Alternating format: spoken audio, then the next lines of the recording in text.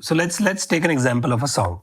You give an example of how you make songs. Let's take an example of one of the most loved song by both of you.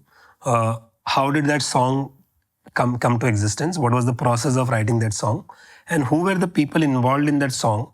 And what piece did they own? Let's take a practical example. So first time and that's how also the whole K-pop journey really officially started, and it was amazing because it was together. We both were invited for our first writing camp with SM in Seoul in 2019. So we both flew there for our very first camp, discovered, the whole culture on K-pop, the sound. I remember playing Superhuman and Monster by EXO and really like feeling what K-pop was and the chords and the changes. And so we flew there, wrote for 10 days, I believe. Every day we would be in the studio together, just writing demos. So one of the songs that came out of this camp was called After Midnight by Wavy. So typical sessions, once again, especially when we're together, it's so quick. We get to the studio, okay, we read the brief that the label wants us to do. They need a song like this. And till this time, the artist is not even involved. It's just the label, the A&R. Yeah, only two people in the studio were us. Yeah. That's it. Two people. No engineers, no instrumentalists, nobody. Yeah. It's one room, him two of us, and me. That's it. So we read the brief, hey, we want a synthwave, dark, mid-tempo, R&B-ish track, whatever. So I come up with chords, tracks, start vibing. He starts brainstorming melodies. Probably within an hour, we get the structure. I get the bones of the track, the foundation. He starts recording melodies, writing lyrics. All together, back and forth, he's giving me, oh, what about this sound? You should add this, you should add that. I tell him, oh, what about tweaking this melody-wise? So it's just like this exchange that we keep flowing. And then when the song is written, lyrics, melodies, composition, then we go into vocal recording. So I'm going to start recording him, and he sounds so good on every record. And we start doing harmonies, backgrounds, ad-libs, really to have the entire song like it's a finished product. Then I put on my headphones, do a pre-mix, put the effects, finish the production, add all the little ear candies and effects and all of that. And then we give the song to the A&Rs. And at this point, it's a waiting game. And for this particular record, once that creative was done, we were back in LA at my apartment in Hollywood. And some of the A&Rs from the writing camp came over, and they were in LA for a while, and we were sharing soju, which for those who don't know, it's a Korean spirit, and actually the largest selling spirit in the world after vodka, tequila, soju. It's a spirit, and we're sharing soju, quite a lot of it, and we're having a good time, and we get a call, and they say, oh, we need edits on the record because Wavy, the band, are going to release it. We said, great. When do they need it? Now.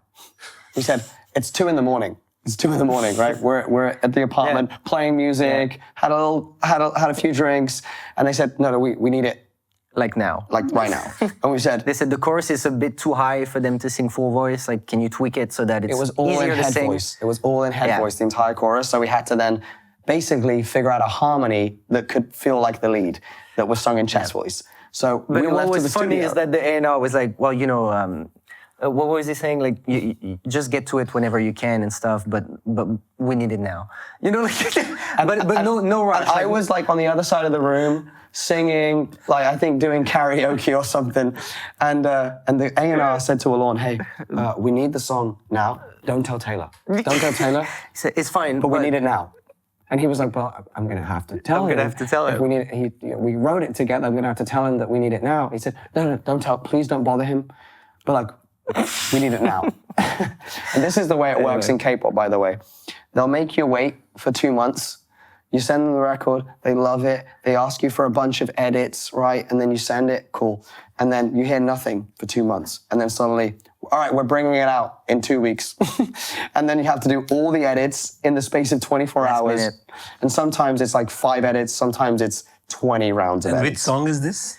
It was After Midnight by Wavy. But I just did Smoothie, NCT Dream's last After single. Midnight also had a lot of retro vibe, if I'm not wrong, right? Yeah, for sure. Yeah. And sometimes we go up to, like for Kai, like 17 edits, you know?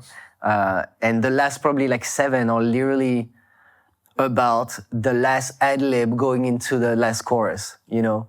And just keep tweaking things and like cut this structure, like it's... And then for Smoothie, for example, we did a lot of edits, which was NCT Dream's last single. And after... It just went double diamond, by the way, in the first week. And pretty cool. After like 15 edits, they basically went back to one of the first 3 edits, you know, after trying it. But at the same time, you know, you have to respect that they push the boundaries. They're very particular about what they hear. They have great ideas. Sometimes it's like, we need a new bridge, you know, it's very vague. Sometimes it's like, oh, can you change the A for a B on that one note? So it's a lot of editing and stuff. But when the song is done, sometime 2 weeks later, we hear back, oh, we're cutting this record for this artist. Sometimes 2-3 years later. I'm getting cuts now from songs I wrote 3 years ago. And from then, okay, it's gonna go to this artist. The next thing they do is get a Korean lyricist to now write Korean lyrics to the song that they picked. And I send the stems, which is all files separated. So I send all the files for the tracks, all the files for the vocal, every single harmony, ad-lib, background, lead. The engineer over there puts it in a session, and one by one, they copy and paste. They will replicate the exact vocal arrangement of the track, and they will sing it with the same intonation and the same cadence, the same character, the same way, same everything. And you have the exact version in Korean of the song. And then, you know, mixing, which I also mix and master as well. So I mix most of my productions as well. So everything kind of stays.